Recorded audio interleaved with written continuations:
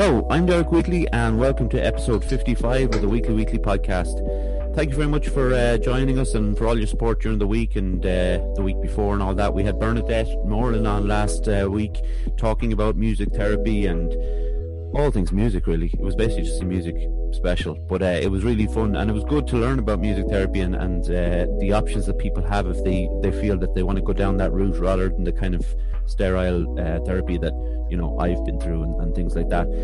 The Live and Joyful Instagram thing is still rolling on, and just keep an eye out for that. We always put it up the night before we do it. I'm recording this on the Saturday, so we did it last night with Kieran. So have a look back. It's a bit of fun, and everybody enjoyed Kieran's enthusiasm for his art. I think people get a bit of a kick out of that anyway when they hear someone talking about things that they love and they're very, enthusiastic about it. But yeah, so keep an eye out for those. So my guest today is a personal trainer and a fat loss specialist, and his name is Drew Hennessy. How are you doing, Drew? How are you, Derek? Thanks for having me on, man. You're very welcome. I was meant to say it to you actually before we start recording. I nearly I came into a bit of a run-in with a wheelie bin this morning. We use a wheelie bin to bring turf across from the far shed. And I don't know what it was like in Dublin, but down here now this morning, it was like that real crappy snow that's kind of turned into a mush, you know, and it's really slippy. I couldn't get the bin up, and it started to come towards me, so I had to push it the other way to save myself, and it's a bit of a nightmare. And it was really, you only get in a bit of a mood over trivial little things. That's what it was, you know. Not a good start. Not a good start, but I'm good now, and I have the heater beside me and ready to go. So listen, Drew, tell us a short history of your upbringing, please. Sure. Okay. So, well, obviously, my name is Drew Hennessy, and I am 39 years of age. I'm 40 next month, which is scary. But yeah, so I was brought up in Kilmarnock, and I actually lived in Spain for a year. My mum came home, had me. We moved back over to Spain. They were living over there for a few years, so but we only lasted another year over there. So we came home. So grew up in Kilmarnock, went to school in Kilmarnock, went to secondary school in Malahide. Grew up, and again, I think we're going to cover this. I grew up with a very bad stammer, which I've since controlled. It's never gone, and we'll probably find during this. It depends on how it goes and how I feel. And I've got to kind of do something before I did this. I've got to do a lot of, not a lot, some breathing stuff and some visualization stuff to kind of say, because for me, doing something like this, or I've got my own podcast or speaking as a living, this would have been near impossible back in the day when I had a bad stammer. So, and it never goes. A stammer can't be cured. It can be controlled. And I have it very much under control a lot of the times. Some of the times it's pretty bad. Depending on my, again, sleep has effect on it, how I feel. And obviously we'll get into a little bit on mental health going forward, but when I'm feeling down and not feeling great, everything goes, confidence goes in myself, but also goes, speaking is, and this might sound crazy, but speaking for someone with a stammer is about confidence. If you have a bad day of talking, then the first thing in your brain is I'm going to stammer, and then you get agitated and fucking pissed off about it. But, so yeah, I grew up with this stammer. The biggest thing about growing up with a stammer is back in the day, I didn't know what it was. I now understand that I was extremely anxious and suffered pretty bad with anxiety. Going to school, thinking or being asked to breathe in school was the worst thing that you could ever ask, because no matter how good your speech was, as soon as you're asked to speak in front of 30 people, and you know that the majority of them are going to laugh or fucking snigger when you can't fucking say a single word. So that was horrendous. So now I know it was anxiety because it was a knot in your stomach and you'd nearly kind of sweat, and I just thought it was nerves, but that kind of built up into a long period of time. When I was a kid and a teenager, of being anxious. I wasn't a very kind of quiet kid. I could have been if my sense of humor and if you speak to someone of a pretty funny sense of humor, I kind of like to have a laugh all the time. But if I was a quieter kid, it would affect me a hell of a lot more. I know people who are very much a lot quieter than I was, and it really affects you. Like, you become like an introvert. I like spending a lot of time on my own because I knew I wasn't going to get anxious, I wasn't going to get stressed because I didn't have to talk to someone, Yeah. So yeah, growing up with a stammer. As I said, I started exercising, getting into the gym when I was like 16. And back then, that was like Jesus, that was 23 years ago. That's mental. That was 23 years ago. And back then, fitness was not cool when you were 16 years of age. It's the opposite. And I used to work in public gyms, and like if you at 16, 17, 18, if you're not training, you're not cool. 23 years ago, I had to like hide and lie to my friends that I was going to the gym because you would be absolutely, you'd be absolutely fucking ridiculed. You'd be called all sorts because you were taking pride in yourself and you were going to the gym. You'd be called this and called that. So I used to have to like leave the green when we were playing football or hang around the shops during the day because I found going to the gym was a huge I was on my own. I didn't have to talk to people. I was feeling good. I was probably, and again, back then, like you've got so many hormones going on, you don't know what kind of thing. But now thinking back, it was that little bit of an outlet for me because I'd feel good and I didn't have to be in an environment where I'd have to speak or I might find that I stammer. So got into the gym when I was 16 and loved it, like absolutely loved it. And was still playing football, but the gym was like my thing. And then I wasn't amazing in school, to be honest. I just about passed my leaving cert, scraped it. And then I was like, right, I need to do something with fitness. And I got into the like sports and leisure management course in Chicago for 2 years. Then I went on and did a gym instructor, personal trainer course in DCU, and then did some nutrition courses and kind of went on from there, but it became a passion. It became something that I was really interested in. And then when you start actually working with people, it was like, okay, I like to make people happy and feel good, and kind of the job satisfaction is incredible because, I like to call it, I know you said at the start, and it's absolutely fine that I'm a personal trainer. I used to call myself a personal trainer. I call myself now kind of a personal coach because personal trainer, people just think of the training aspect of it. It's like, okay, I'll go to the gym to my personal trainer. He'll smash me for an hour. I'll come out and that'll be it. There's a lot more to kind of personal coaching or personal training to just that hour in the gym. So, a big kind of thing I focus on now is trying to change people's lifestyle, mindsets, health, as well as getting them in shape. Like years ago, I was just a personal trainer. I got people in shape. I didn't really, not saying I didn't care how I got them in shape, but they came to me to get it to good shape. And that's all we focused on. Yeah. Getting them into shape. Very hard diets, very intense training. Yes, I got them amazing results, but was I looking a lot deeper than that? No. Yeah. I look a lot deeper now. So like the first question I ask someone as soon as they come into my gym, I say, why are you here? Why do you want to get in shape? And they're like, oh, I just want to get in shape, or I just want to lose 3 stone. Why do you want to lose 3 stone?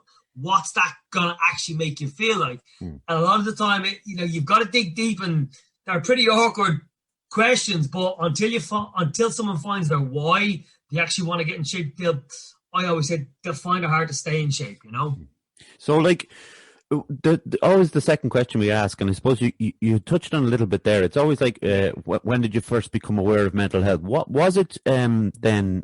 Anxiety with you? Anxiety, yeah. I can't say that I suffered badly with depression.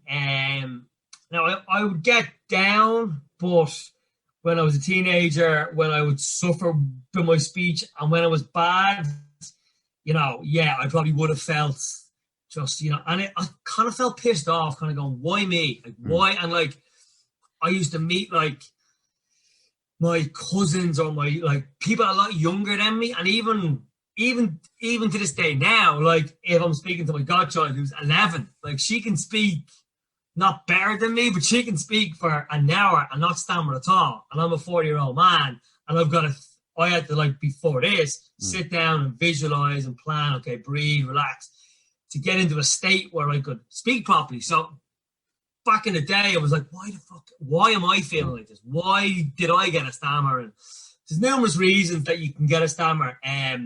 But the depression then kind of came on, like, we're probably fast forwarding quite a lot here, but we're able to go back if you want.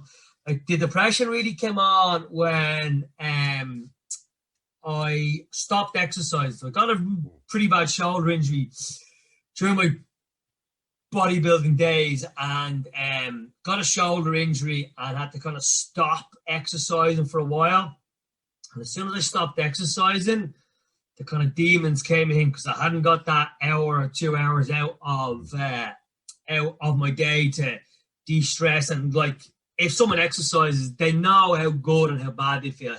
They know how good they feel when they're training, and then when they're not training, they know how bad that they feel. So, and especially as a personal trainer, I couldn't train. I was in a gym.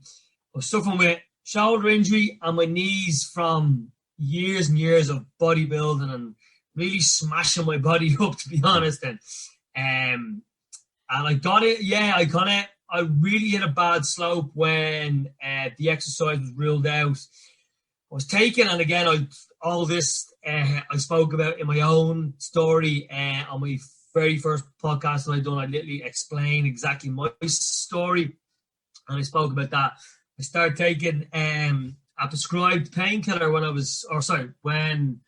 got the shoulder injury about 7 years now, and I got it, and I was taking the painkillers, and the painkillers work for the shoulder injury, but they also worked for my anxiety and depression. They kind of calm me down, and their prescription, they're called tramadol, and they're prescribed for a lot of, like, back problems. I've heard people kind of getting them for toothaches and stuff. They're a very strong painkiller, but they're far from the strongest one that you can get.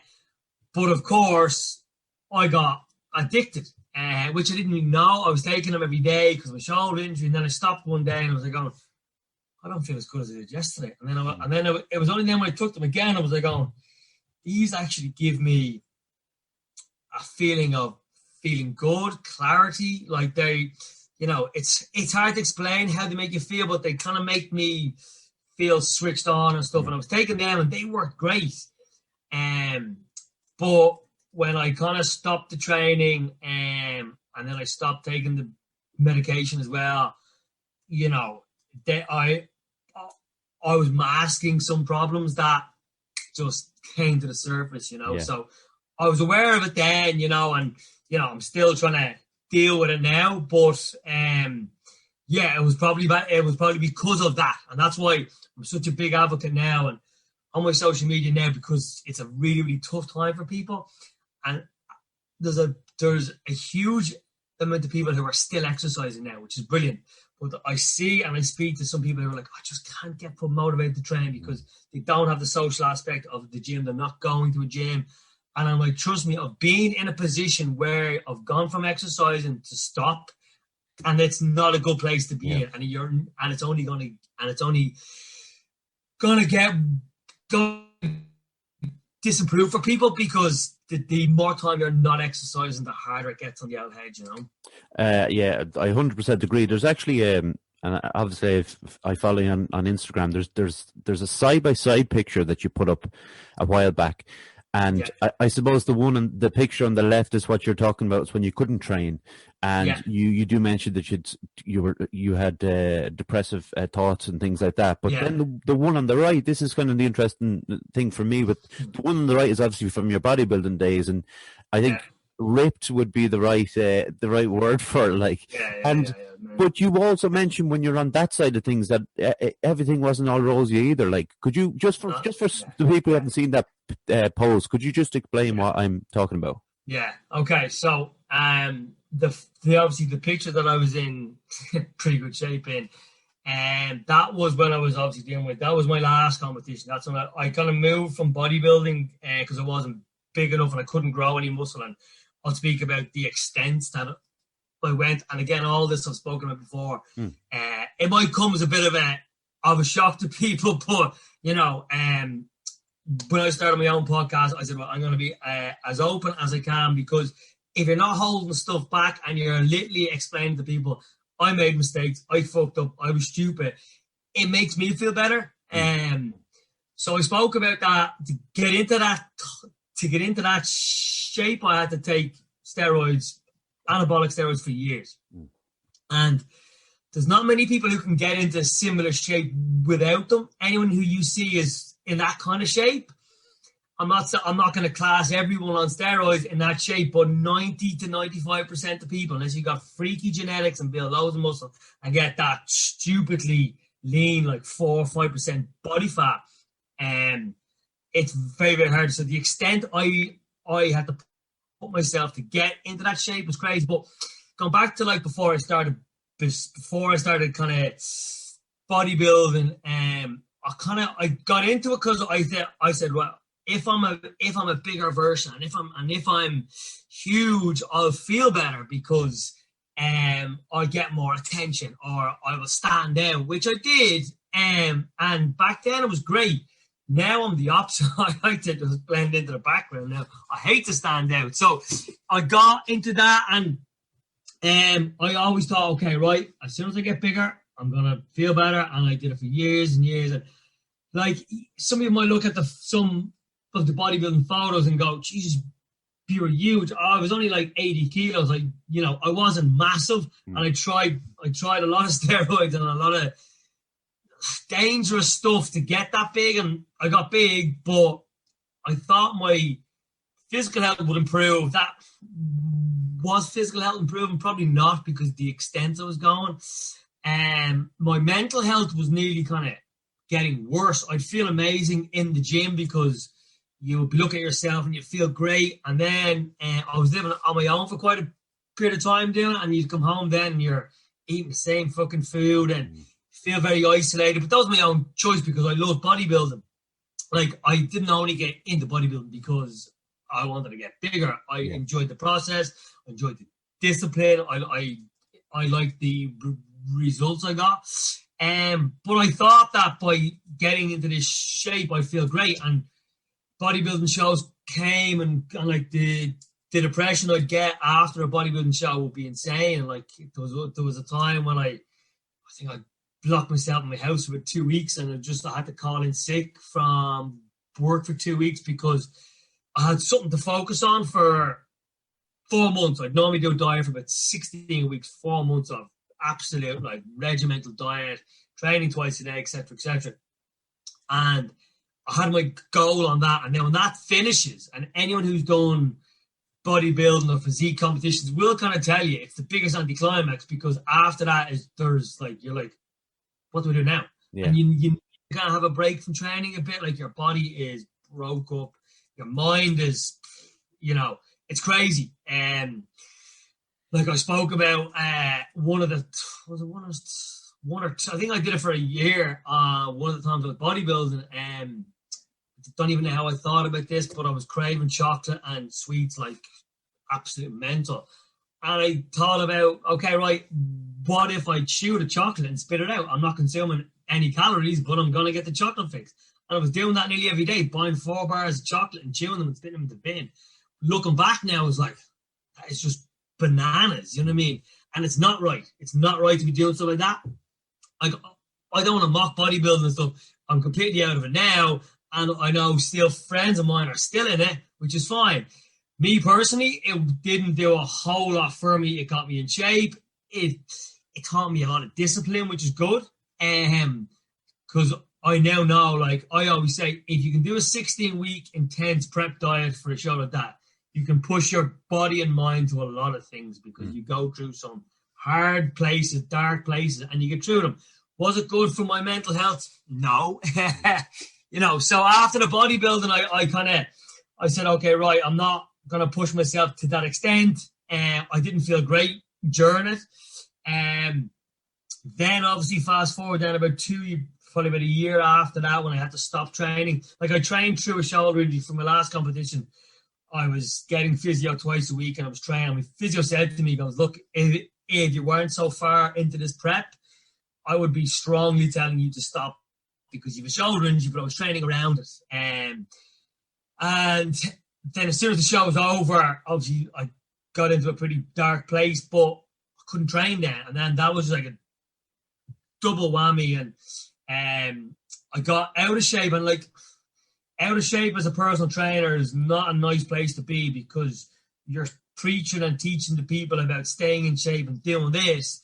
And now, yes, I was doing that for years, but at that current time, I was telling people something and I was doing the total opposite. I was eating on my own. I was binge eating on my own because I felt so bad. I was getting out of shape, and I really didn't practice what I was preaching.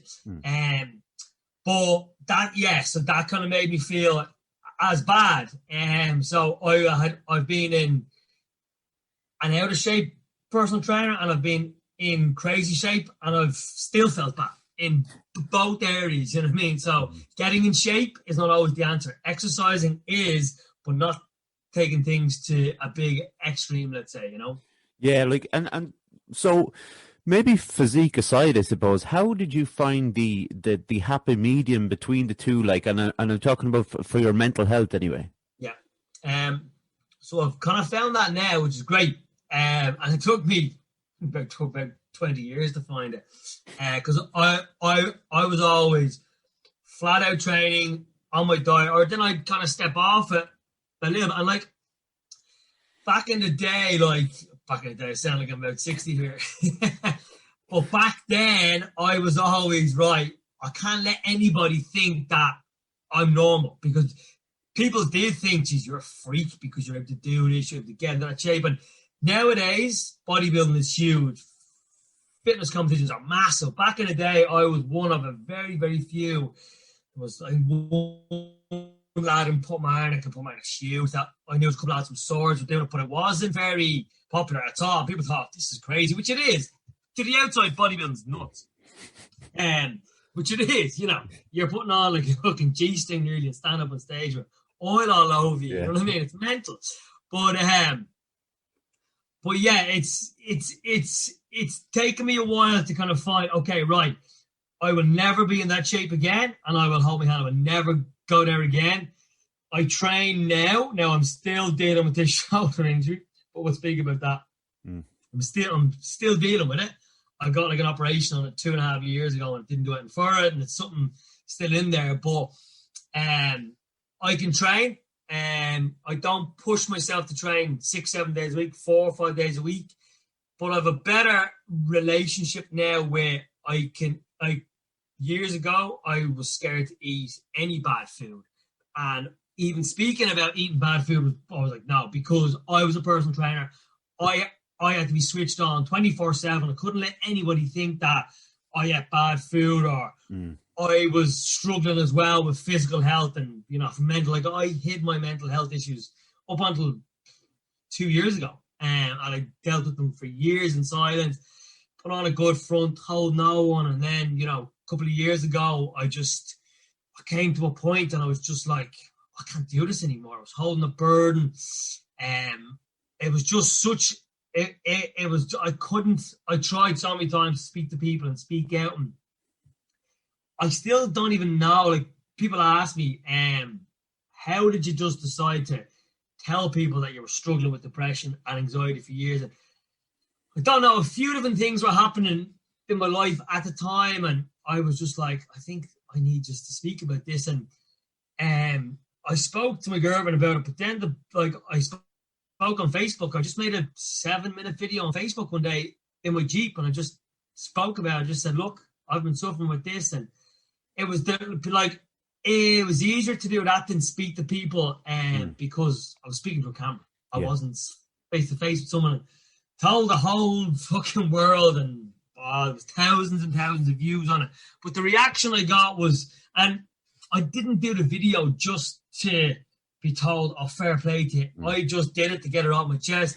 Never thought the reaction, like messages upon messages of, especially from a lot of lads saying, Jesus, fair play to you. If you're able to come out and say that you've struggled with depression for years and anxiety, I can, or you know, and again, part of my job is to try to help people.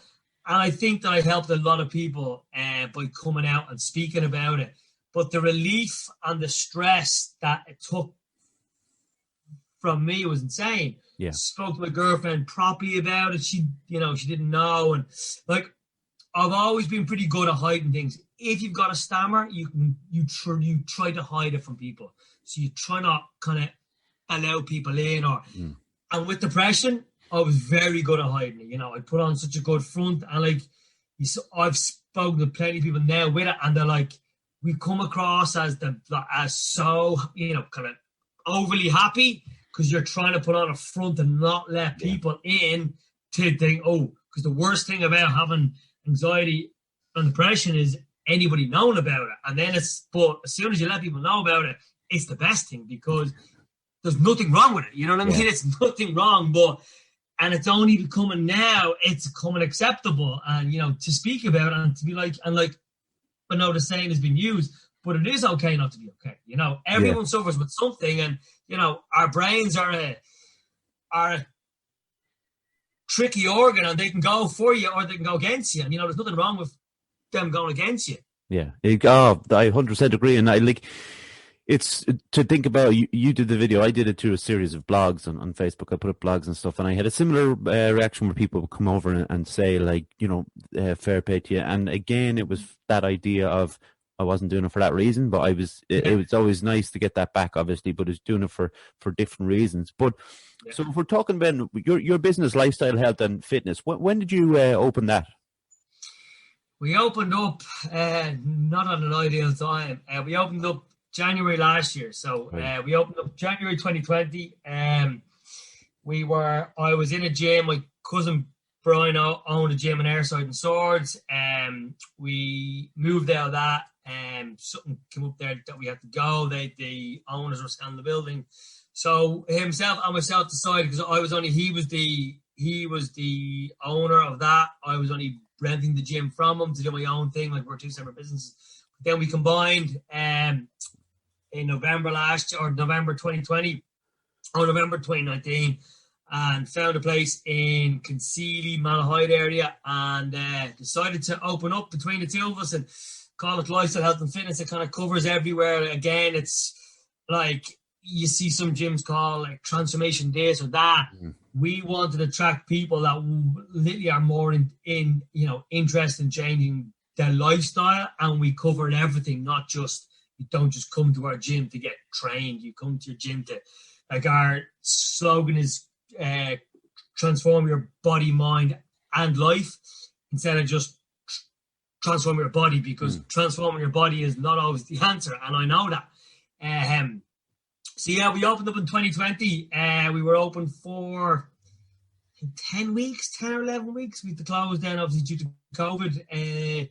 March, moved all of our business online to Zoom training and Facebook classes, and that went really well. That was from kind of middle of March till end of June, I think. Then July we got outdoor training, then we got indoor in August, and had a good run out again till October, and then we were closed again for another 6 weeks, and then we got 3 weeks in December. But we had a lot of hope then, because we were told they had said that, yes, there's going to be more restrictions in January, but gyms are going to be able to stay open. But then obviously we didn't know the shitstorm that was going to happen over Christmas, and so we've been closed since. So we, again, that's 6-7 weeks now closed again. So, and we will be till, I don't know, May, maybe April or May. Who knows? Yeah, it's hard to know. Though. I just want to read out an ad here, Drew, and we'll get back to it, because I actually do want to dip into a bit of the idea about Zoom and things like that as well. So 100%. Okay, so Fusion Training Centre, Monksland, Athlone, a place to train in Brazilian Jiu-Jitsu, kickboxing, martial arts, and CrossFit. A great atmosphere with experienced coaches and a real sense of community. If you want to join the team, find us on Facebook at Fusion Training Centre or drop in for a chat.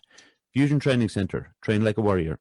Obviously, as Drew was just saying, same goes for Fusion. The gyms are obviously closed at the moment, but once we're back, I think, like, what would you say? Because I've been reading that ad out, obviously, since I started the podcast, but especially since the the COVID era, and people that have the idea that right once this is over, because January is always that month, isn't it, where everybody's kind of like, right, I'm going to start doing something like, and what would you say to someone like, 'cause for me, and I've told this story on this podcast a number of times, but it's always worth going back to, because I think people are in similar situations, and you talked about your own anxieties actually, but when I was started Infusion, I was very anxious about joining the gym. I didn't know anybody in there. You know yourself, you think you're going in and everybody's going to be looking at you. It's not the case, but it's just in your head, regardless. Like, so if people have the idea of going into your place, what piece of advice would you give to them? People coming in, like the atmosphere because ours might be a little bit different than some of ours. Is a private gym, so it's not a public gym. So if you're coming in to train in a small group or one-to-one. We have to stop classes now. Not saying we're not going to run classes again, but the size of, we have a 2-story gym, but the boat rooms are not huge. Like we have a lot of machines instead of just floor space. And our classes, we had to pull our classes because of social distance. We could only get 7 or 8 people happily and safely in a class. So we had to pull classes. But so our gym, someone is coming to be a part of a small group, personal training, or they're coming on a one-to-one basis. So, but going into any public gym, like I, as a personal trainer, I've gone into certain gyms, like some of the bigger gyms, I've trained in them, and I feel, and that I've been training for years, but you go into some gyms and, you see big, huge lads, or you see groups, and it can be very, very daunting. And, I like, if someone is, and that's why I like our training model for people, is because they're not training on their own.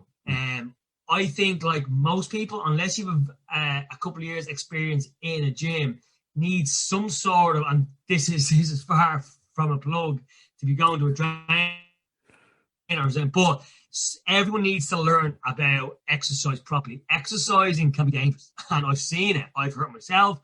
I've seen people get injured. None of our clients, thank God, over the years, I've never had one client injure himself badly. Thank God. But I see in some of the bigger gyms, people going in and just like exercising on their own and doing their own thing because that's it. But our kind of business model will be, come and get coached, come and learn about exercising, come and learn about nutrition, come and learn about dietary lifestyle, etc., etc. And you will learn this forever. And then if you do want to go to some other bigger gym, you've got the confidence, because most people don't have the confidence to go into the big gym and go, all of the machines look hard to use, and am I going to look stupid because I can't use that gym? So a lot of people go on the machines that they know, the treadmill, cross trainer, and will stand there and do a couple of bicep curls because they can't really get them wrong. Like I myself, I remember being in a huge gym before, and there was some of the machines I didn't even use, and I was looking at them going, I'm not going near that. Now, I would have loved to have gone near it, but I was like, I don't know how to use that gym. I don't know how to use that piece of kit.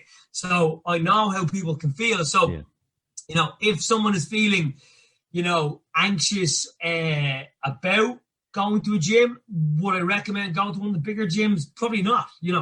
Go to a smaller gym, hire a coach, go to a class environment, that you're going to be taught and you're going to feel a little bit more comfortable in, Yeah. Oh, it's a great piece of advice, and it's one of those ones where I just rang Martin, my coach, and I didn't know him at the time. I explained everything to do with my mental health, and this is why, and he was, this is why I'm struggling to come in, but he was really cool about it. But yeah, there is ways to do it, and it's tough for some people to do it. And if you can just push through, I think if you can get there, I think it's helped me an awful lot. And I can't speak highly enough of just doing it and working out, and whatever way it is. Like, there's many ways to do it, but I put up something there. Like, people exercise, okay, for the social aspect, but people exercise to obviously feel good. And like, not many people love going to the gym. Okay, there's some people that do, But the majority of people, especially a lot of our clients, aren't like skipping into the gym. They love skipping out of the gym because they love that feeling, and that feeling becomes addictive, and then they need that feeling, which is great. But this is a time, and I speak on my social media about it too. Is this can be a time for people to start exercising and not have that feeling of going to a big gym, not have that feeling that they're not able to keep up with everyone else. They're doing it in their own sitting room. They're doing it in their back garden, on Zoom, on Facebook Live, whatever it may be. So now's a chance where people can get fit, be accountable to someone to show up for a training, get the coaching about nutrition and lifestyle, and being able to train in their own home. And then come 6, 8, 12 weeks down the line, when the gyms do open back up, you're a lot more confident, you're a lot fitter and stronger to be able to go into a gym environment and feel better. Yeah, so it's not like you're not starting from zero just then and there. You're starting at home. Yeah, so this is the thing that I want to talk about, because I know a lot of people will have, a lot of people who've listened to this podcast will have tried the Zoom classes. I've done them as well. But how is it for a coach doing the Zoom classes? How different and how difficult is it? How different it's different. A lot of the time it's different for our kind of training, because as I said to you there, we have a lot of machine weights. So now we've got machine weights, we've got free weights, but we've got a lot of machines which we find very effective. They're very, very safe. They're easier to use than free weights. Not saying that we don't use free weights. We've got loads of them, but for especially people that we're looking to attract, who might not have been exercising before, or who might not have loads of experience in training, machines are great. So as a coach, a lot of the time I just stand there. I just stand and I observe and I make sure that they're doing it right, and I coach and I teach. But now, and I decide, now again, I see some coaches doing their Zoom calls and they're just either sitting at a desk or they're standing there. I do the exercises with them. Now, it has me in bits because I'm doing 5 sessions a week, 5 Zoom sessions a week. I do 2 on a Tuesday and 2 on a Thursday. And there's a lot of squats and there's a lot of lunges and stuff. And by the end of the week, my knees are in bits. But I really enjoy it. And I find, and I've spoken to our clients, they're basically just following exactly what I'm doing. They're going, do I like the thought of just sitting here like this and staring at the clients? Sometimes I have to stop if I have a couple of new people, and we have had a couple of new people start in the last few weeks.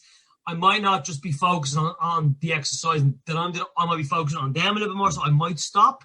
But a lot of the time, after a couple of sessions, they know exactly how to do the exercises. So there's not a whole lot of coaching involved in it. So it's, I think it brings a lot more energy to the Zoom class that I'm doing it. So I like them. I really do.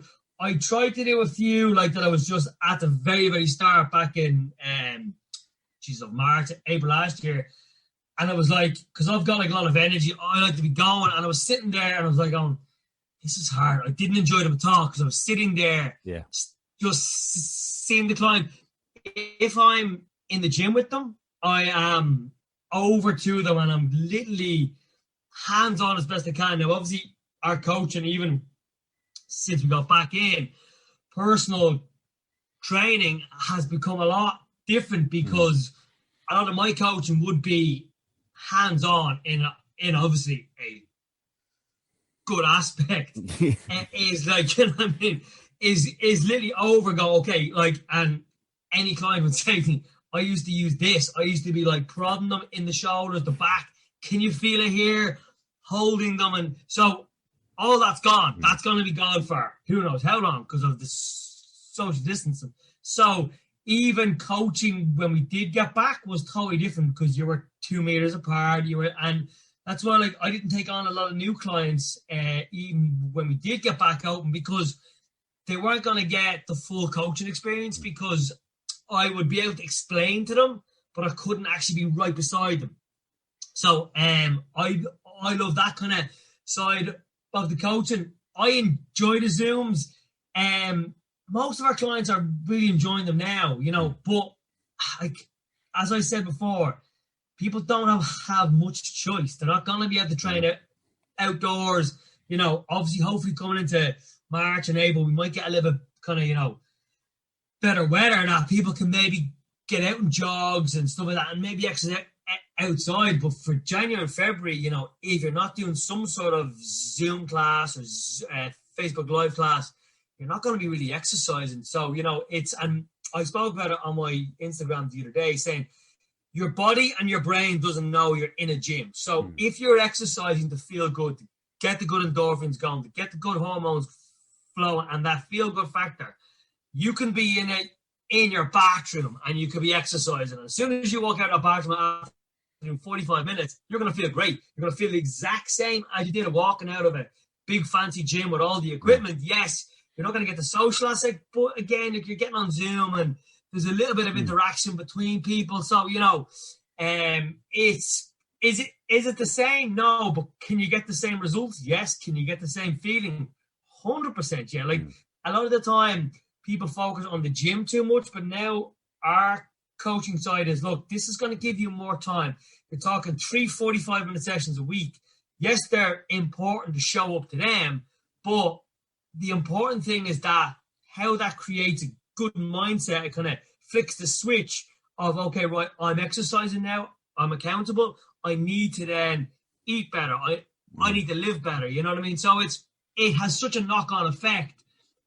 Exercising, no matter what you do, will make you feel better. If you feel better, you're going to be more inclined to follow, you know, a healthy eating plan. Like, we're not looking, especially at this time, you know, I'm not going too hardcore with our clients for diet. I'm like, look, let's just eat to feel good. Eat to be healthy.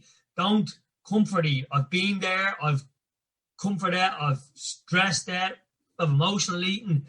But it doesn't have a good effect long term. And like I see people going, I can't go to the gym. Fuck it, I'll do nothing. I will drink more. I will eat more.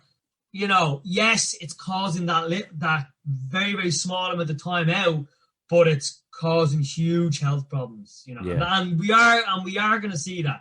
And they're obviously saying now that people are suffering a lot from their mental health, and it's going to be a huge thing coming out of these lockdowns. But physical health for a lot of people who are not exercising, drinking too much, eating the bad food, that's going to have a huge, huge effect, you know. So it's trying to get people to kind of think, yes, we're in lockdown. Yes, the gyms are closed. Is that stopping you from feeling good and getting results? No. It's not. And it's as blunt as that. And I have to be blunt with people going, you just need to tell yourself, right, I need to shift my mindset to, I'm not going to be the victim of this anymore. I'm going to take control of my health, you know? Yeah. I wanted to talk to you a little bit about this because about fat loss and that, you know, there's so much like information out there, like, and you know yourself, like when it comes to nutrition in general, it's just like a lot of it misinformation as well, a lot of conflicting stories about, you know, tomatoes are good one week and they're bad the next week. You know, this kind of little kind of stories we hear in the press all the time. Like when you are, when someone asks you about it, because this is something that you've kind of specialized in. Actually, before I actually ask that question, like when did you decide that you wanted to really focus on something like that?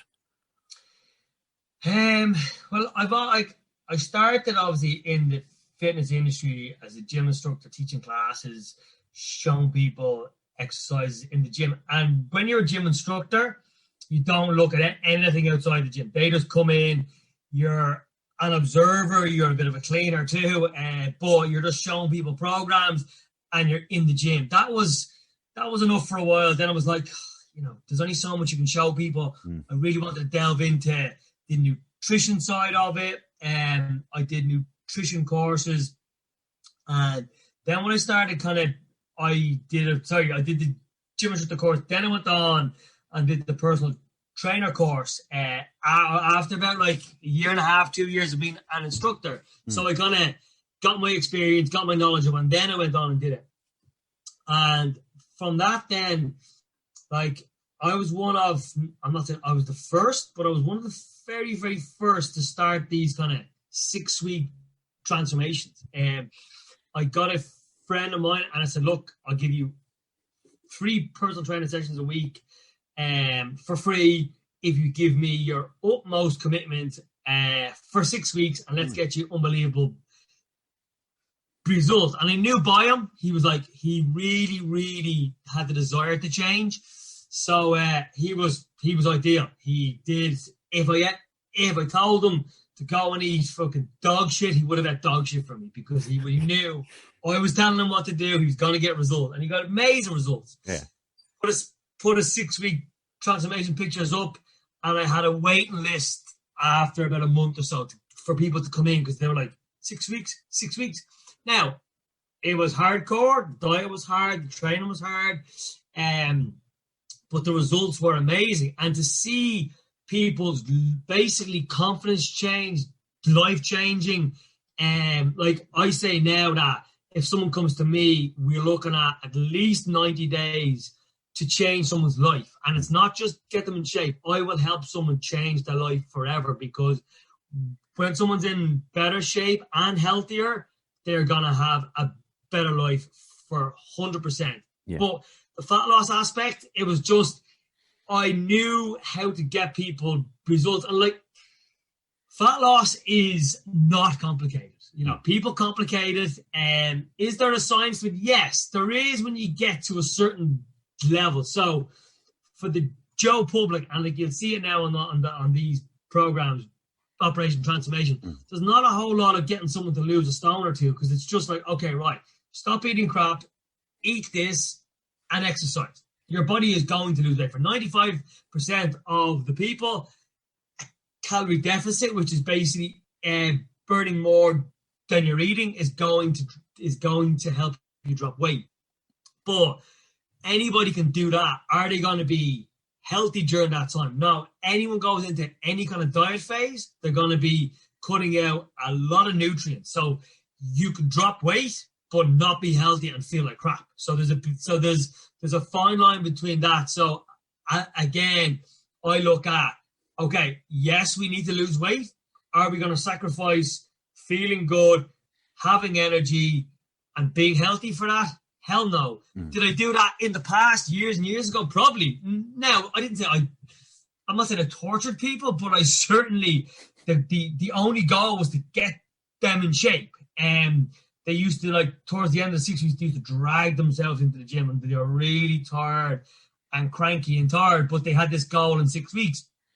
But now I have a much broader thought process. Okay, let's get you in shape, but I would prefer you to be healthy, energetic, feel great, instead of just dropping down to a certain number. But yeah, I can go off on kind of tangents here, but the fat loss thing is, it's not complicated. Is it hard? Yes. But there's so much information. There's so many different ways. So you'll hear people going into ketosis, paleo, if it fits your macros. There's so many different ways to get into shape.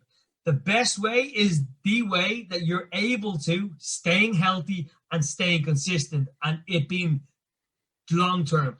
Someone can go into ketosis to do like a keto diet, which is 0 carbohydrates. And will they lose more body fat than someone who's eating carbohydrates? Yeah. Will they be able to stick to it long term? Probably not. Like, who the hell never wants to eat rice, potatoes, burgers, ice cream anymore? You know what I mean? If you do, go ahead and do that. But for the majority of people, they don't. And, so there's different ways. There's different people who come in with different circumstances, different health issues. But in a general, people trying to lose body fat and weight, don't make it complicated. You need to find out the calories you're consuming, the calories you're burning, making sure they're good, healthy calories, 80% of them, and make it enjoyable. Have it, and then it's consistency. And I did a video the other day on my Facebook. I put something up on Instagram last week saying, what's the hardest thing about nutrition for you? And 87% on Instagram and 100% on Facebook said staying consistent. And so, the two options were staying consistent and knowing about food.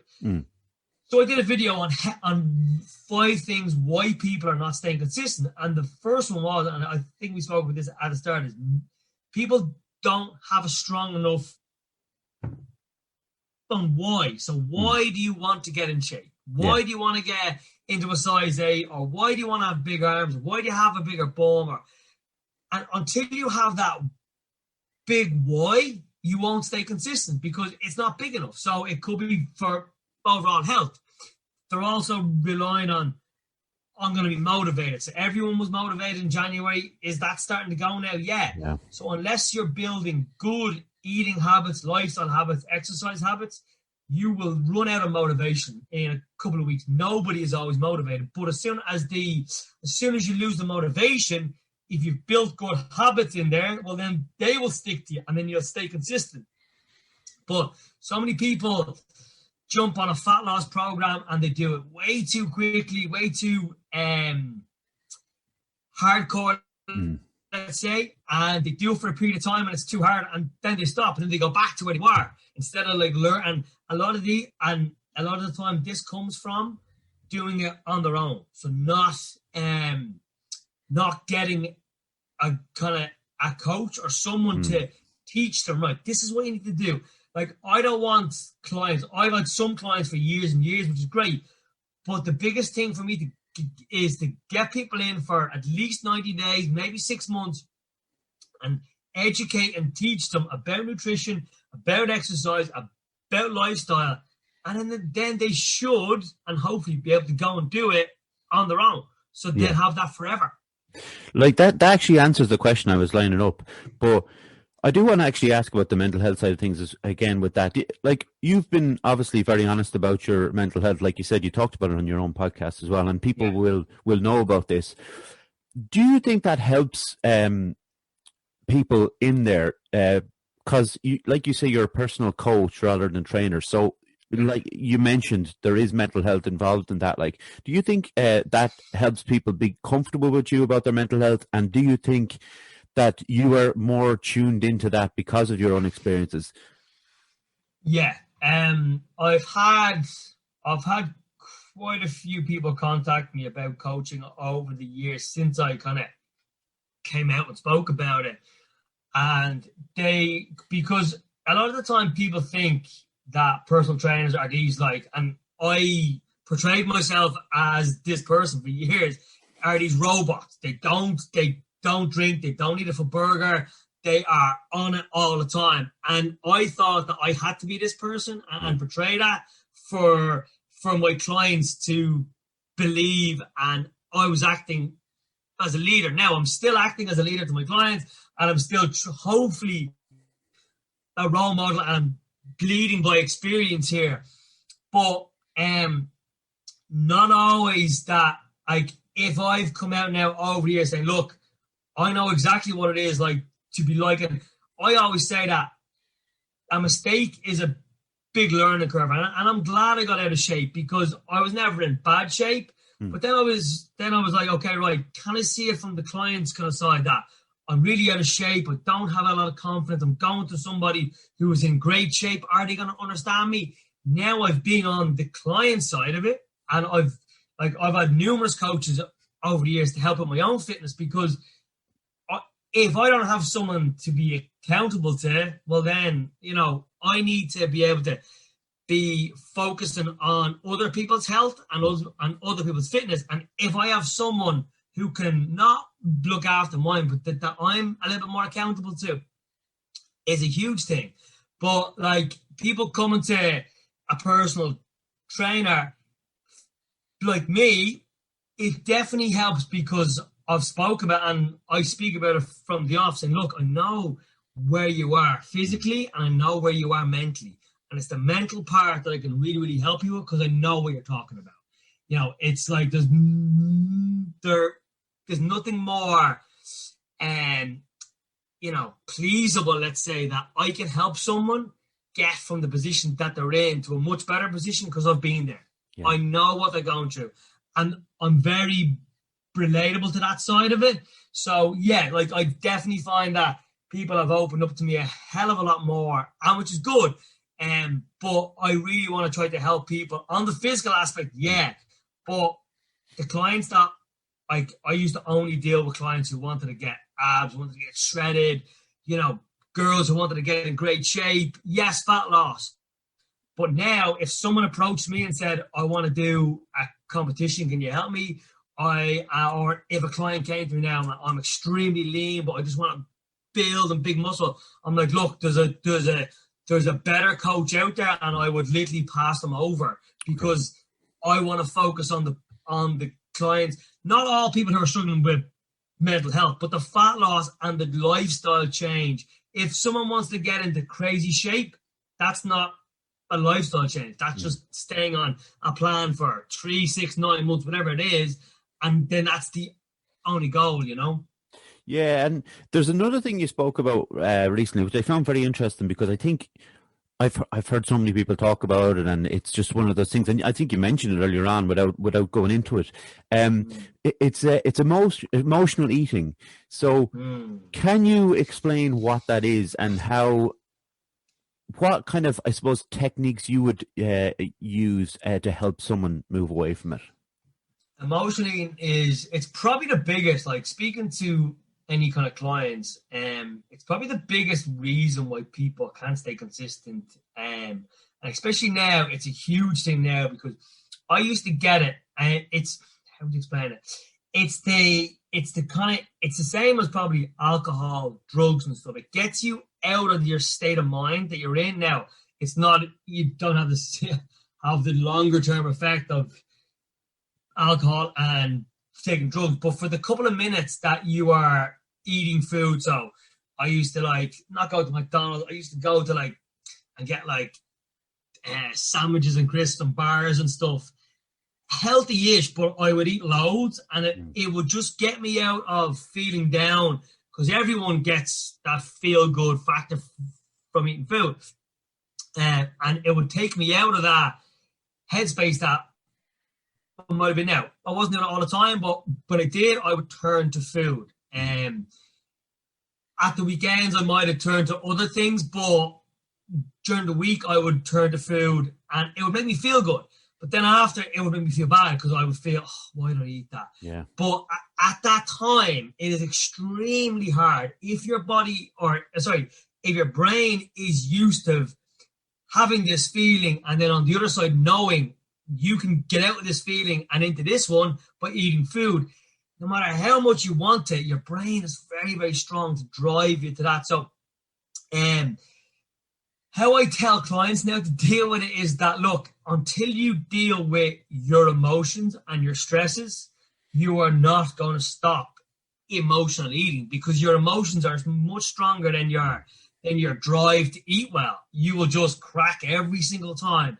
So again, a part of the video I did on the 5 reasons why you're not staying consistent was that you haven't dealt with the emotions and with the stresses or the reason why you are eating on your own. You're going to the fridge at night time and just eating mindlessly, kind of eating food.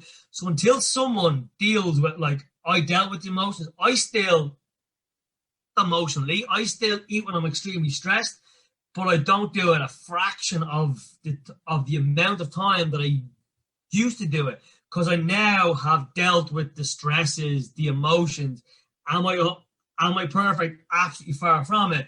But I now know, okay, right, if I'm stressed, I do some breathing techniques. If I'm feeling down, I do the same. I do breathing techniques, which aren't always the answer, but I used to just reach for food to get me out of that kind of mindset. But how I say to clients now, look, until you, and I'm not saying everyone has to go and speak to a therapist, but if you have all these emotions going on and you're extremely stressed, you need to deal with them before you can deal with the food. The food is not the issue. The food isn't forcing you to eat it or it's not telling you to eat it.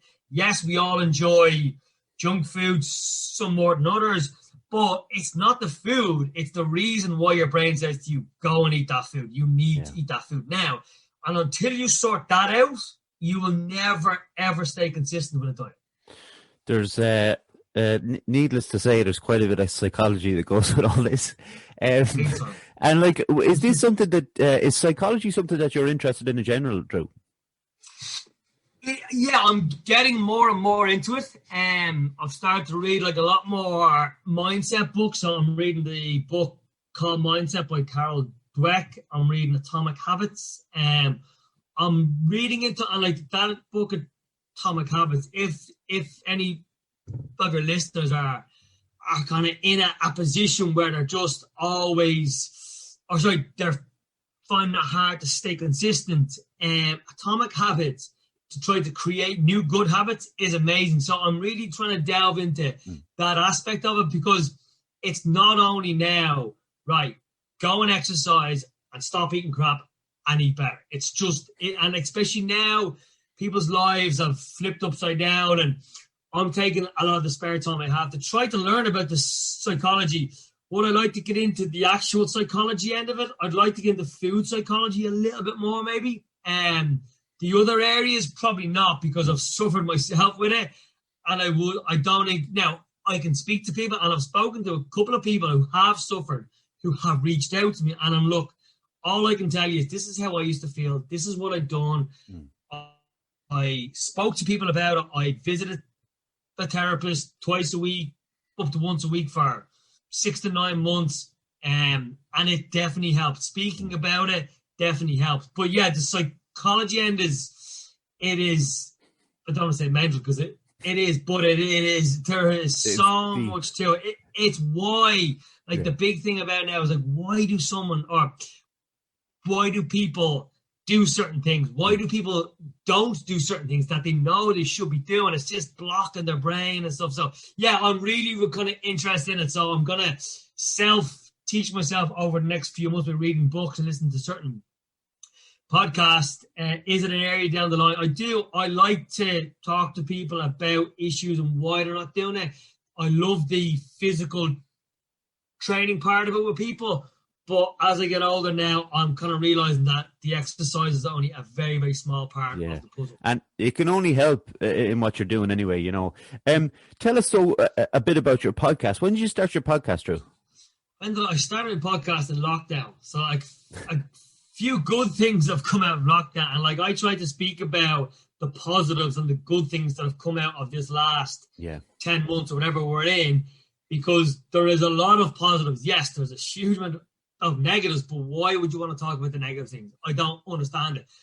I've spoke about on my social media, anyone that I see talking very, very negatively about the government, COVID, this, blah, blah, blah, I've taken them all off. I don't, and that might be me being selfish or whatever, but I just don't need to see it. I need to see positivity all the time, and it's so much negativity out there. And like I see people on Facebook kind of arguing about this, and you're like, man, the world is hard enough. Stop getting in arguments. But yeah, so a good thing that came out of lockdown was a podcast back in. I started it in April of last year. Right. Sorry, the end of March. I had been thinking about it for a long time. I used to record videos on Facebook, and you probably know yourself, you don't get as much interaction on Facebook. Yeah. And I was like, okay, I need to have a better platform. And my girlfriend was on, you should do a podcast. You need to do a podcast. I'm like, I know, but being extremely busy, I didn't have the time. And then when it kind of came to the end of March, I was like, oh, boom, this is the time to do a podcast. So there's a funny story on my first episode. I said, okay, right, I'm going to do it. I was training one of the guys from the band Codeline, who was the drummer Vinny, right? And he had his own podcast. So I contacted him. I'm looking to do a podcast. What the fuck do I do? And he said, okay, right, you need to get the mic, a recorder. He said, if you're going to do it at home, we need to try to kind of create like a little bit of space for the sound, etc. So the grant is to just tell me what to buy. I'll buy it. So bought the mic, bought the stand, blah, blah, blah, bought the recorder.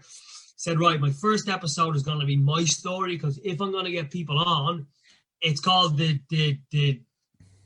True Hennessy Let's Talk podcast. Yeah. And the big thing was that I wanted to talk about, yes, mental health, but everything else. So I didn't want to just say it's only a mental health podcast. It's everything. And I got a huge amount of guests that spoke with different aspects of life.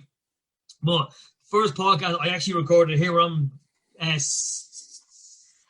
sitting here now, and oh Jesus, I put like blankets on the walls, it builds like put a base, I like a throw over me here, and I was recording like this, and I was like, and I said, right, I'm just going up to record it, and I had it all set up, and I recorded it for like an hour, and I think my first was an hour and 15 minutes, and it was my first time talking for that amount of time on my own.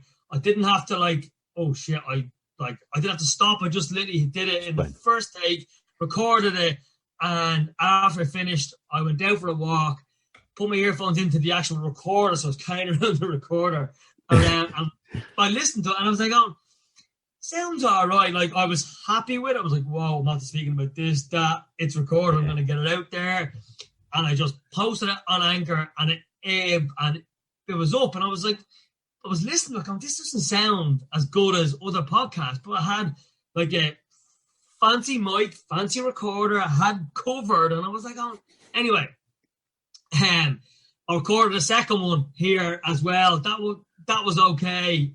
Still the sound wasn't great. Anyway, I got put in touch with a fella called Dan Campion, who runs his own podcast, the Primal Podcast. He has a podcast studio, literally 2 minutes, about 5 minutes from my house. I went up to him, and I was like, okay, this is the idea I had of a podcast, being in a fancy studio, class. And I was like, oh, right, I'm going to record them here if it's okay. Grand. Then he said, the first two didn't sound great. And I was like, oh, I was doing it anyway. I brought the recorder, brought the mic down to him, and showed him I did. He goes, yeah, you didn't actually have the microphone turned on. No way. I recorded into, do you know the way, like on the little recorders, they have like two tiny, microphones. Yeah. I was speaking into that, but I was speaking into this fancy mic that I hadn't turned on. So bad. So after I heard that, I was like, right, Dan, I don't need to be dealing with this. I want to go into your studio. I want to record it, and I want you to do everything else. I can talk. I'm pretty crap on technology. So I started it, and it was great. I didn't know how many episodes I was going to do. I didn't know if I'd enjoy it. Would I've enjoyed it as much in the office up here? No, but the studio was great. I was able to get guests. There was like, all the guests were living in 5K. I did one. The first one I did was on Zoom like this with Rory O'Connor. You know Rory Stories? Yeah, Yeah, I did it with him. And then the rest of them were in person. People came to the studio from all walks of life, health, fitness, music. At the two lads from Codeline who I trained, they were on. They both had issues with anxiety and mental health, or they've dealt with people that have. So I ended up doing 25 episodes, and I finished it up a couple of weeks before Christmas and took a break. I was planning on starting season 2 January, February, but I'm gonna wait till I can get guests to the studio. Now I am going to run a 4 or 6 week solo podcast one here at home. I'm hopefully going to be able to turn on the microphone this time. And I'm just going to do my own. I might get a guest on Zoom like we're doing now. Yeah. Like we're doing now. But I'm going to do a lot of them solo, and then I'm going to hopefully plan for season 2 to come out then when all this restriction. Yeah, like it's brilliant, and I started this very much as a mental health podcast, and like my coach Martin said, it's slowly started turning into something a lot bigger than that. You know, obviously I do address it in every episode, but it's much more than that now. So, Drew, when you're not, working out and helping people, achieve their goals, what do you like to do in your spare time? I've been asked this question before, and I was asked it before, and I was like, oh shit, I am boring as hell. And when you own your own business, and I've run my own business even before Life Health and Fitness, and with a pretty big client base, you are very hard to switch off because you're always on, and a big part of our coaching is the support network that they get outside the gym. So I am even that the gym is closed now and we're doing Zooms, I am working on the business. But what I do, like in my spare time, I like to go for walks. I like to get before. When did I stop getting into the sea? I started getting into the sea early last year, probably this time last year. I did it probably 2 or 3 days a week every day, up until I think I got in the first week of December, and it was really, really cold, and I was like, it's too cold for me now. There's still people getting in now. Like I know 2 of my friends were getting in this morning, and I was like, going, he's fucking mad. But I used to do that. I like spending time with my dog, with my girlfriend, going for walks. I thought there's nothing really like I like. I've really kind of got into listening to podcasts and reading. I find it hard to switch off, and it's something that I'm working on a lot. I nearly feel guilty when I'm like watching TV or playing PlayStation for a bit. I'm like, I should be working. I've got this to do. I've got that to do. So it's something that I'm working on. But it's been driven into me for years and years of running my own business. But I do on a Sunday. I love to watch football. Huge Aston Villa fan. Really? Yeah. My brother's sports Villa. There you go. There's 2 of us. There's actually more and more. There's more and more people that I speak to now. So I love watching football, and I love like podcasts are a big thing. Like I listen to different podcasts to pick up some information. Like I always like I don't read books that I can't actually learn from. Okay, and that's probably stupid, because if I'm reading, I'm like, okay, right, well, I'm taking a bit of time out for myself, but I'm also learning something. Yeah. Like, I always like to learn something that I didn't know yesterday. I always make it my business. If it's picking up a book, if it's picking up a podcast, even on Instagram and Facebook, you can literally pick up something that you didn't know yesterday, which is a big thing for me. But yeah, I kind of switch off by watching football, spending time with my girlfriend and my dog. I had to put my girlfriend there because she will definitely be listening to this podcast. So that's good. You go. You got it. Keep her Well, sweet. I should have asked when it comes to the podcast. You can find that is that Apple, Spotify, the usual. It's the Drew Hennessy Let's Talk podcast. You get it on all podcast platforms. I upload it to Anchor, and then that uploads to everything. But Spotify and Apple Podcasts are probably are the 2 favorite. I haven't gone on to YouTube yet. I haven't kind of gone to the video side of it yet. Do you do the video ones?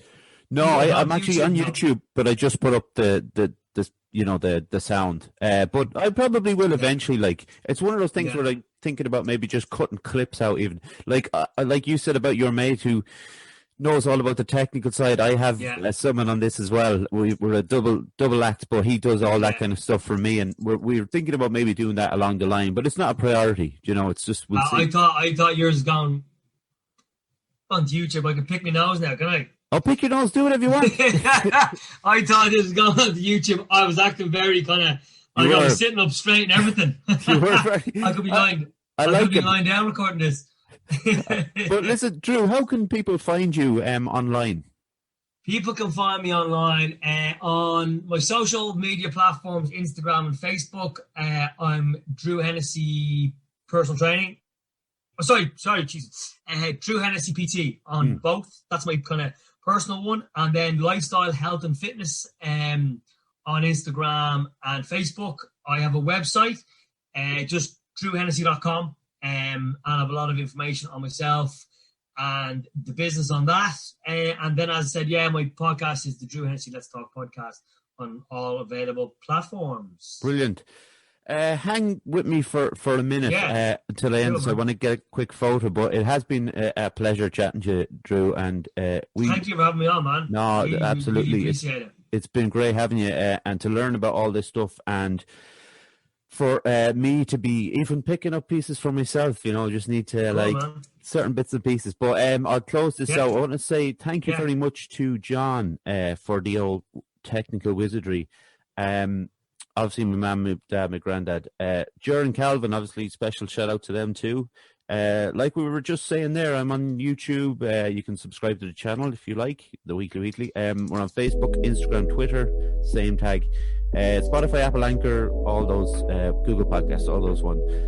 As always, thanks to everyone for listening to the podcast this week, and we'll be back to you next week. And again, Drew, it's been great. Thanks a million, man. Thank you very, very much. We'll talk to you all next week. Take care. Bye.